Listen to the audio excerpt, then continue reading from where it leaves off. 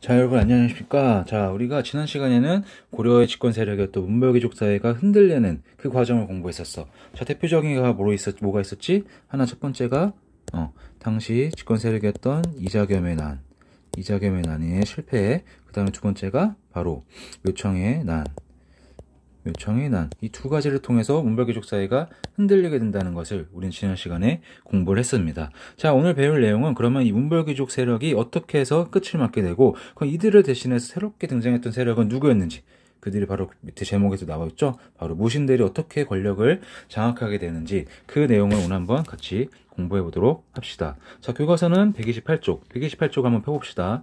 자, 무신들이 권력을 잡다 해서 무신정변이 일어나게 되는데 한번 과정의 내용을 볼까요? 자, 고려 전기는 문신이 정치를 주도하는 귀족사회. 다 알고 있는 내용이야. 바로 문벌귀족 사회라 그랬죠? 자, 그럼 무신들은 이 당시 어떠한 처지에 처했었는지 한번 볼까? 자, 이에 문신이 정치를 주도하고 있었는데, 문신에 비해 상대적으로 지위가 낮았고, 자, 과거에도 이런 무신들을 뽑는 묵가가 없었다는 거야. 그러면서 차별 대우가 있었다고 하는데, 이 차별 대우가 중요합니다. 자, 그럼 어떤 차별 대우가 있었냐? 대표적으로 보면은, 자, 관직에 진출하게 되면은 높은 1등품이 있을 테고 2등품이 있을 테고 3등품이 있을 테고 이런 고위 관리들이 있을 거 아니야. 자, 그래서 1, 2, 3, 4 이렇게 관직이 있게 되는데, 자, 무신들 같은 경우는 아무리 능력이 뛰어나도 어디에 올라갈 수가 없었어? 3품 이상으로 올라갈 수가 없었어. 3품 이상으로 올라갈 수가 없었단 말이야. 반대로 이 1품이나 2품 같은 최고위직은 누가 차지하는 거야? 그렇지, 문신들, 문벌귀족 세력들이 차지했다는 거야. 자, 이거는 우리 뭐와 비슷해? 그렇지, 신라에서 봤었던 육두품과 비슷하지? 육두품도 아무리 능력이 뛰어나도 어땠어?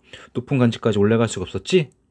그거와 마찬가지로 고려 사회에서도 무신들 같은 경우는 문신에 대한 차별로 인해서 이런 높은 관직에 올라갈 수가 없었다는 거야. 알겠습니까? 이러한 차별적인 대우를 받았다는 게 중요합니다.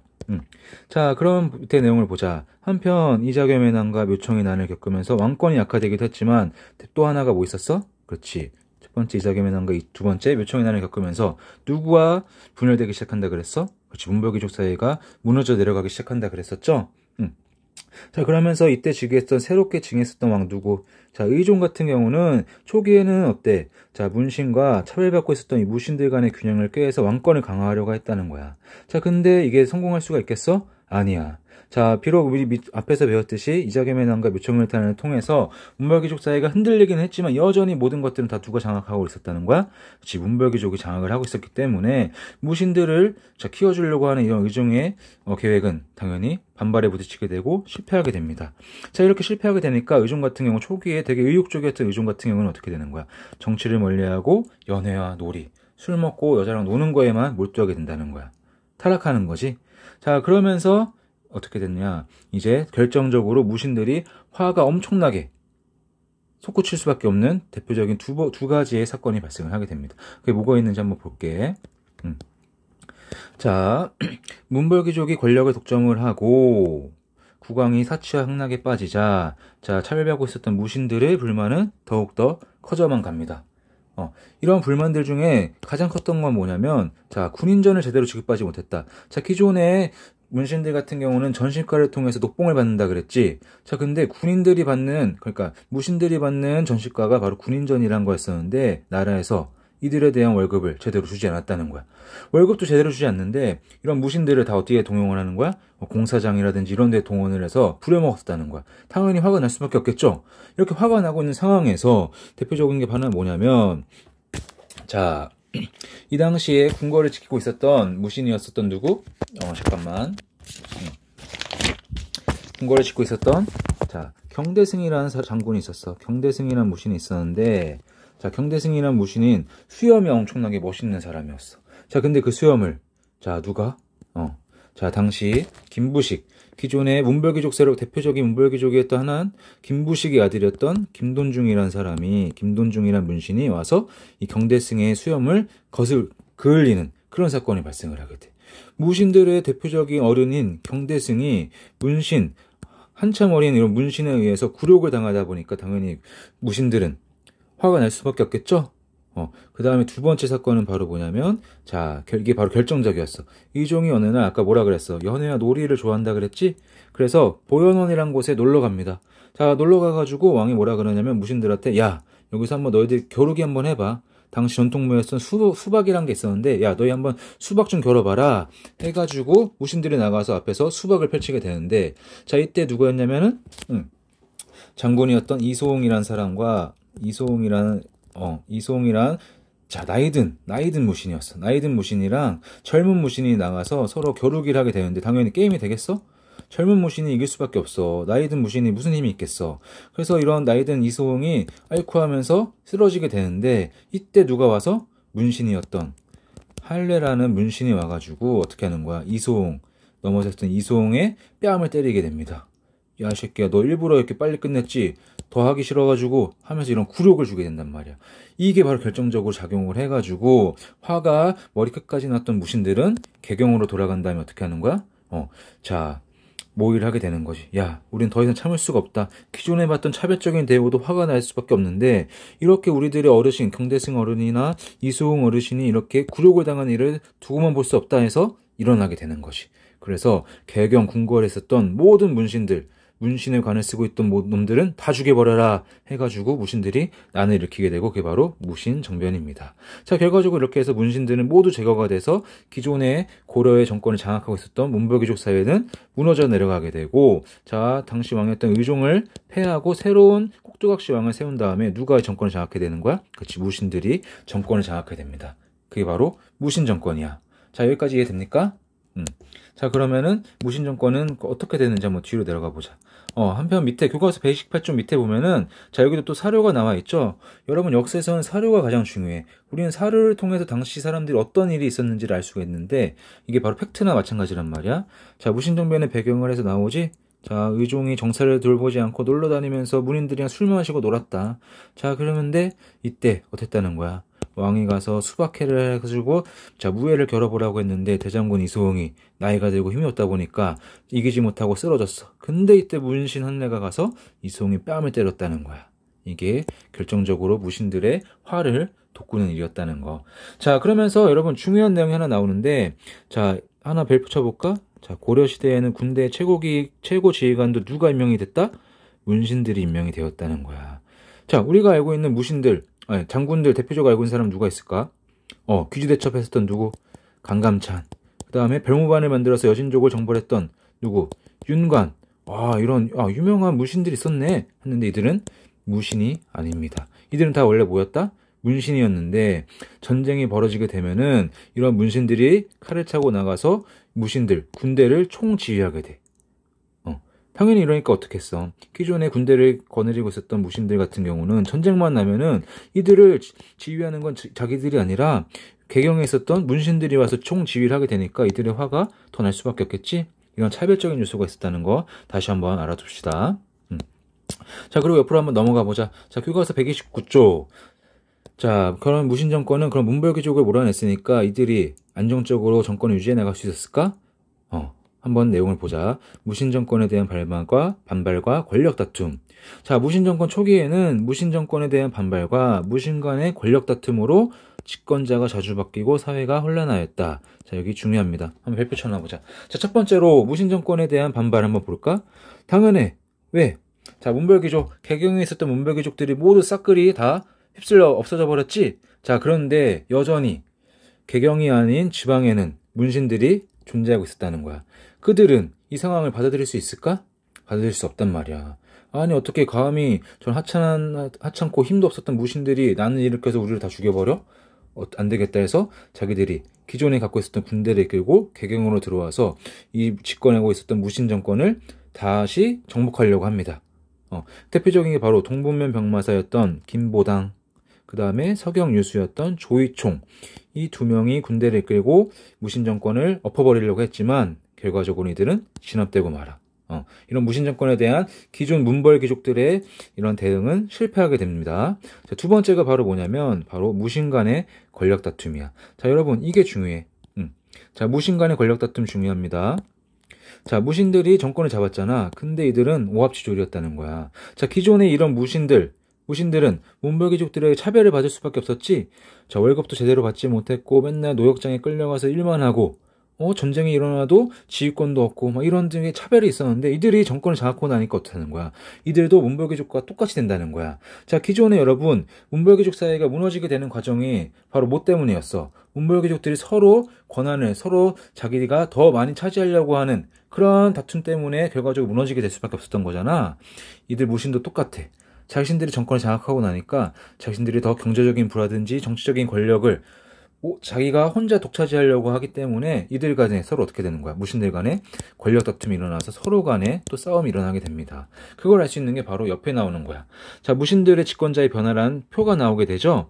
자, 1170년 무신 정변이 일어난 해이고, 자, 시기가 지나는데 어떻게 되느냐? 인물들이 여러 명 바뀝니다. 처음에 이의방, 그 다음에 정중부, 그 다음에 경대승, 그 다음에 이의민, 최충원, 최후 가게 되는데, 자, 이게 바로 뭐야? 30년도 되지 않는 짧은 시간 동안 이런 무신들의 집권자가 4명이나 바뀐다는 거야. 왜겠어? 서로 간에 죽이고 죽이면서 권력을 차지하기 위한 그런 피비린내 나는 싸움이 일어났다는 거야. 알겠습니까? 자, 보자.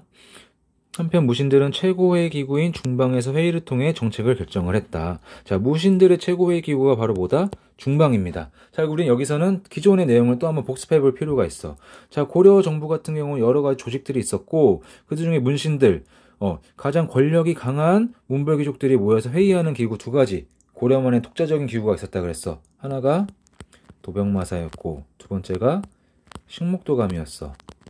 자, 이 두 가지 기구를 통해서 문신들이 모여서 회의를 이뤄나갔었는데 이거에 대항해서 무신들이 모여서 회의를 했던 기구도 있었다는 거야. 그게 바로 뭐였어? 중방이었는데, 자, 기존의 문벌귀족들이 정권을 장악하고 있을 때는 이 도병마사나 식목도감이 가장 핵심적인 회의 기구였겠죠? 근데 문벌귀족이 무너지고 나서는 이제 어떤 기구가 가장 핵심적인 기구가 되겠어? 그렇지. 이 무신들의 회의 기구였던 중방이 가장 핵심적인 권력 기구가 되게해서 장악을 하게 됩니다. 알겠습니까? 자, 그러면서 나오죠? 이 문장이 가장 중요한 것 같아. 자, 무신들은, 자, 정권을 장악하고 나서, 자, 백성들의 삶을 보살피기보다는 뭐 했다는 거야? 재산을 늘리고 권력을 다투는 데 집중을 하다 보니까 서로 간에 집권을 하기 위해서 싸움을 하게 되고, 무신 집권자 같은 경우도 계속해서 변화를 하게 된다. 이게 바로 중요합니다. 자, 근데 여기서 보면 하나 우리가 알 수 있는 게 뭐냐면, 자, 이의민 다음에 최충원, 최후, 최양, 최희가 등장을 하게 되는데, 보면 다 대표적인 성이 뭐야? 최씨네. 맞아. 자, 이의민 다음에 집권한 최충원 다음부터는 어떻게 했다는 거야? 최씨 가문에서 계속해서 이런 무신 세력을 장악을 하게 됩니다. 그게 바로 최씨 정권이라고 하게 되는데, 자, 그런 최씨 정권에 대해서 알아봅시다. 자, 최씨 정권의 성립. 자, 이의민을 제거하고 정권을 장악했던 최충원은, 자, 뭘 설치했다? 자, 교정도감을 설치했다. 이 말은 뭐냐면, 기존의 무신들이 집권하고 있던 기구가 바로 뭐였다 그랬어? 중방이라 그랬죠. 무신들의 회의기구. 이걸 통해서 모든 걸 장악하게 되는데, 자, 최충원 같은 경우는 여기서 한 발 더 나아가. 중방 같은 경우는 여러분 뭐라 그랬어? 여러 명의 무신들이 모여서 회의를 하는 기구였단 말이야. 근데 최충원 같은 경우는 이게 마음에 안 들었어. 왜 내가 권력을 장악을 했는데 여러 명의 무신들과 권력을 같이 나눠 가져야 되느냐? 싫다 이 말이야. 그래서 기존의 중방도 있긴 하지만 새로운 기구를 설치하게 돼. 그게 바로 뭐야? 교정도감을 설치를 하게 돼서 여기에 최고 집권자가 돼. 자기가 스스로 교정별감이라는 최고 지위에 올라가가지고 이 교정도감을 통해서 모든 걸 처리하게 돼. 그러니까 기존에 여러 명의 무신들이 모여서 회의를 했던 중방의 힘은 어떻게 되겠어? 약해질 수밖에 없겠고, 새롭게 등장했던 교정도감의 힘이 강해져서 최충원을 비롯한 최씨 가문이 모든 거를 장악하게 된다는 거. 그게 중요한 거야. 알겠어? 자, 그 다음에 사병 집단이었던 도방을 확대해. 자, 여러분, 여기서 말하는 도방은 뭐냐면, 자, 여러분 아까 뭐라 그랬지? 무신들이 정권을 장악하고 나서 서로 집권을 하기 위해서 서로 죽이고 죽이는 싸움이 일어난다 그랬지? 그러다 보니까 서로 어떻게 하는 거야? 자기만의 사병 조직을 꾸려나가게 돼. 기존의 공적인 군대가 아니라 자기만을 지키는 사병을 만들게 되는데 그게 바로 뭐였다는 거야? 도방이었어. 도방. 자, 최충원 같은 경우는 특히 도방을 더욱더 어떻게 했다는 거야? 확대했다는 거야. 왜? 도방을 더 확대해서 자기 사병 조직을 더욱더 키워서 다른 무신들이 아무도 자기의 힘에 대항할 수 없게 자기만의 사병 조직을 더욱더 확대했다는 거야. 알겠습니까? 자, 이렇게 해서 최충원은 교정도감도 설치하고 도방을 확대해서 자기의 권력을 강화했다는 것을 알 수가 있고, 최충원이 죽게 되고, 자, 최충원 같은 경우는 교정도감이나 도방을 통해서 최씨 가문의 권력을 완전하게 성립을 하게 됩니다. 다른 무신들이 아무도 넘볼 수 없게 돼. 그러니까 당연히 그 다음 집권하는 사람은 누구야? 아들이었던 최후야. 최후는 여기에다 새롭게 또 정방이란 걸 설치를 해. 정방은 뭐냐면 인사행정을 담당을 하는 거야. 자, 이제는 결과적으로 고려 정부에서 일하는 고려의 모든 신하들, 모든 관직에 진출하는 사람들은 이 정방을 통해서 나가기 때문에 당연히 밑에 있는 신하들이나 관리들은 누구한테 충성을 할 수밖에 없어. 그렇지. 최후를 중심으로 하는 이 최씨 가문에 충성을 할 수밖에 없어. 왜? 자기가 아무리 능력이 뛰어나고 과거를 잘 봐도 결과적으로 인사권을 행사하는 건 바로 누구야? 최후가 설치한 정방이란 말이야. 그렇기 때문에 최후 눈에 뛰어야지만 높은 관직에 올라갈 수 있기 때문에 밑에 있는 사람들 당연히 더욱더 최씨 가문에 충성을 할 수밖에 없겠지? 이걸 알아두면 좋을 것 같아. 자, 그러면서 자, 학문과 행정 실무 능력을 갖춘 문인을 발탁을 해서 정책을 자문하고 관리를 임명했다. 여기서 보면 우리가 한 가지 의아할 수가 있어. 문벌귀족들은 무신들은 문벌귀족을 정말 너무 싫어해가지고 이들을 다 죽여버리고 자기들이 정권을 장악했는데 왜 새롭게 다시 또 문인들을 발탁을 하지? 자, 그 이유는 뭐냐면 최충원, 최후를 거치면서 최씨 정권 장악을 하게 되는데, 자, 집권을 하다 보니까 무신들, 자기들은 결과적으로 다 무신들이 아니야. 자신들의 근본은. 근데 무신들 같은 경우는 문신들보다 나라를 운영했던 경험도 없고 지식도 부족하단 말이야. 그러니까 나라를 운영하는 게 힘에 부쳐. 그러니까 어떻게 하는 거야? 자, 기존의 문인들을 어떻게 발탁을 해서 옆에다 서방이라는 기구를 설치를 합니다. 야, 너희들 서방에 와가지고 우리 나라 일 꾸려나가는데 좀 도움 좀 줘. 너희가 우리 브레인 좀 대줘라. 하고서 등용을 하는 거지. 자신들의 실질적인 도움을 받기 위해서 결과적으로는 문인을 등용을 했다. 그러면서 이때 등용했던 문인들이 점차 힘을 세우게 되고 나중에는 새로운 세력으로 성장을 하게 돼서 나중에 고려가 망하고 조선이라는 새로운 나라 건국되게 되는데 이들이 기여를 하게 됩니다. 알겠습니까? 자, 그래서 우리가 여기서 알아둘 내용은 최씨가 여러 명의 무신들 간의 피리내 나는 싸움을 모두 끝내고 집권을 하게 되는데, 자, 이들이 설치했던 기구를 알아둘 필요가 중요해. 최충원이 설치했던 교정도감, 그 다음에 사병집단이었던 도방, 그리고 최후가 설치했던 정방, 그리고 또 하나 인사행정을 담당했던 서방이 있다 그랬지. 이러한 것들을 통해서 최씨 정권이 고려를 이끌어 나갔다는 것이 중요합니다. 자, 그럼 이때 왕은 뭐 했을까? 왕은 허수아비였다. 왕이 있긴 하지만 허수아비였다는 게 중요해. 자, 그러면서 기존 부대와 별도로 자, 또 하나 별표 쳐놓읍시다. 삼별초란 걸 또 조직해. 아까 전에 뭐라 그랬어? 자기만의 사병 조직했던 도방이 있다 그랬지. 근데 이거에도 성이 안 차니까 삼별초라는 새로운 부대를 또 만들어서 자신들의 최씨 정권을 보호하고 공적인 임무를 수행하게 했다는 겁니다. 여기서 말하는 삼별초는 다음 시간에 몽골과의 항쟁 기간에 다시 등장을 할 거야. 그때 또 한번 배우게 될 거야. 자, 그래서 결과적으로 최씨 정권은 4대 60여 년간 최씨 무신 정권이 정치적으로 안정을 누리면서 고려를 지배해 나가게 됐다. 하지만 정권 안정을 이루었지만 백성들은 더 어땠다? 더욱더 수탈을 당하고 살기 힘들었다는 거야. 무신들이 집권하고 나서는 이들은 결과적으로 자신들만의 특권을 더욱더 넓혀나가는 데만 힘을 쓰게 됩니다. 그러다 보니까 자연스럽게 누구한테 뺏어가게 되겠어? 기존의 백성들이 갖고 있던 걸 뺏을 수밖에 없겠지? 이래서 고려에 살고 있던 백성들은 이런 무신 정권을 거치게 되면서 더욱더 삶이 피폐해지게 된다는 거 중요합니다. 자, 이렇게 해서 우리가 오늘은 자, 무신 정변이 어떻게 일어나게 되고 무신 정권이 성립돼서 정치적인 안정을 이루게 되는 과정까지 공부를 하게 되어 봤습니다. 자, 어려운 내용 아니니까 오늘 자, 교과서 보면서 열심히 한번 공부해 두면 좋을 것 같아요. 자, 그리고 다음 시간에는 우리가 뭘 배울까? 다음 시간에는 자, 이런 방금 전에 뭐라 그랬지? 무신정변이 일어나게 되고 무신정권이 성립이 되게 되면서 이들이 자신들의 특권을 유지하기 위해서 누구를 더욱더 핏바라먹는다 그랬어? 그렇지. 백성들을 수탈한다 그랬지. 이런 수탈에 참지 못하고 결과적으로는 어떻게 되는 거야?